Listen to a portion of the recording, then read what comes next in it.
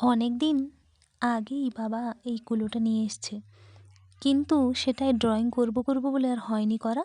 কারণ বিয়ের নেমন্তন্ন দিতে এদিক ওদিক তখন ঘুরে বেড়াচ্ছি। তো আজকেই ভাবলাম যে বসেই পড়ি রং দিতে, তাই জন্য ছাদে খুব রোদও লেগেছে, আমি বসেও পড়েছি।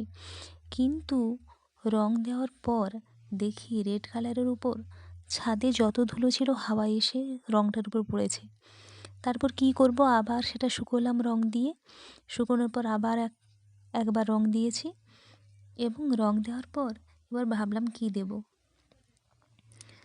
তো রেডের উপর হোয়াইট দিয়েই করলেই বেশি ভালো লাগবে, ওই জন্য হোয়াইট দিয়েই করেছি এবং তার মাঝখানে কিছু ইয়েলো কালার দিয়েছি।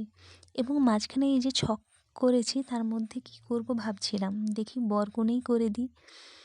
বরকনে করে দিয়েছি আর গ্রিন কালার দিয়েছি।